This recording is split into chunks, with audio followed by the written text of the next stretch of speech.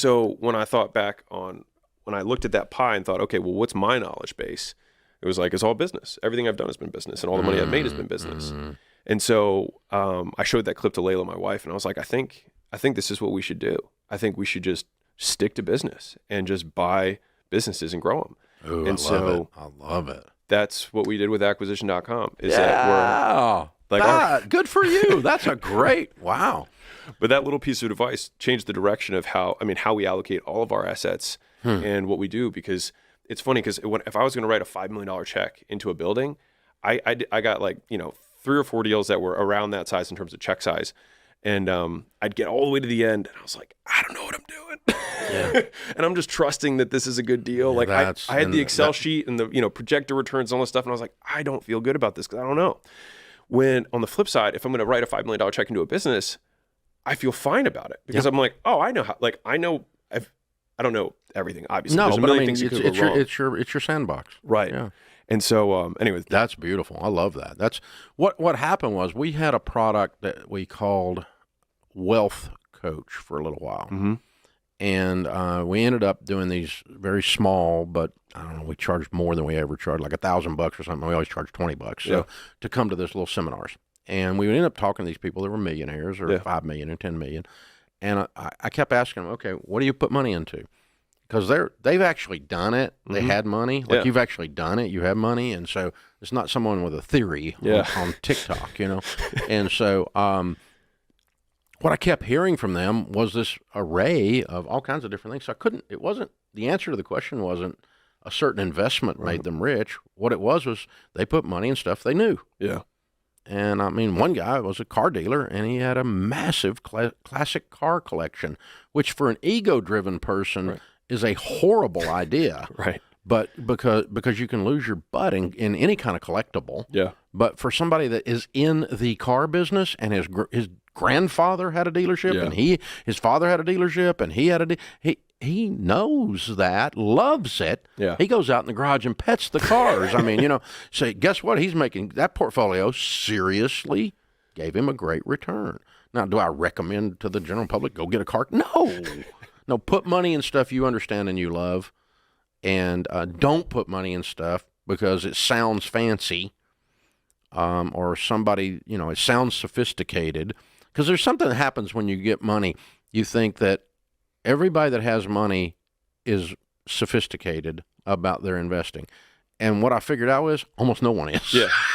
They're very primitive. I mean, a lot of people I talked to were farmers, and you know what they got? Lots of land. They got dirt, man. That's it. Just dirt. And it doesn't even, they don't even necessarily plant it, but they just buy dirt. And one guy had 8,000 acres of dirt, and I'm like, God, in Kansas, I'm like, golly, I wouldn't need more dirt, because I don't know anything about that kind of dirt. I like real estate, but that would scare me to death. Yeah. But for him, it was the most comfortable, natural thing in the world, to your point. And so I just learned that put money in stuff you love and you understand. Don't put money in stuff because it sounds sophisticated, because you're getting ready to lose your butt, because you're trusting some guy who doesn't have any money, who's trying to sell you something, and driving a bad car. And we won't name the bad car, but anyway, that's where that came from. Was just anecdotally hanging out with those folks and researching it, and it gave me peace, because I was starting to make bank for the first time, and I'm like, I need to be like doing double backflip limited family partnerships or some kind of crap. I don't even know what they are, but I probably ought to be doing one if I'm making this kind of money. And then you talk to a guy and he's like, yeah, you ought to do a double backflip with a twist. And I'm like, yeah, but get right up to it. And I'm going, I don't half understand. No, I think I'd rather just bury it in the backyard than that, because at least I know where it is,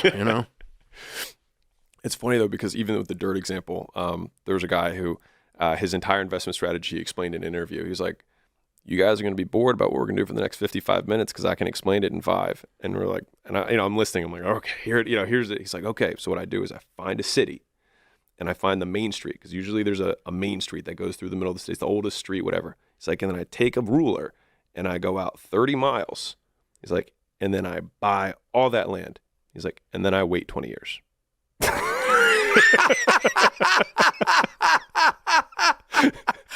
I love this guy. Yeah. And what are the big... Any questions? Yeah. He's like, so what do you want to do with the rest of our time together?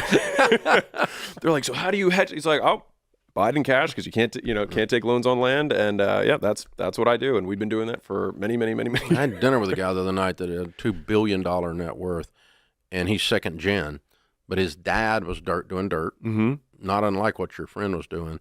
And then he couldn't get the bank to do the deal. He was borrowing money to do the dirt. And so he bought the bank. It was a little hometown bank, and they screwed with him, and so he bought it. And he's like, okay, now they'll behave. And then he started making money on the bank and got in and got to figure out how banking. And now they own like 15 or 20,000 acres, 3 wineries around the world, and a whole bunch of banks, bunch of community banks. And they're multi-billionaires. And so, yeah, but it started from that. And they don't really do anything else. The wineries are more of a fun project. I think they know what they're doing with those, probably, the way he was talking. He knew wine. And but he knows banks, and he knows dirt. And that's where all their money is. Yeah. And they're not diversified for having as much billions with an S, I mean, it's interesting. Those kinds of people are enthralling to me.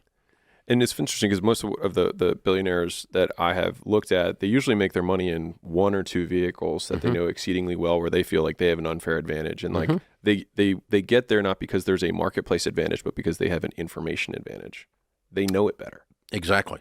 And I mean, if you go through the Forbes 400, I think it's 67% last time I looked are first gen.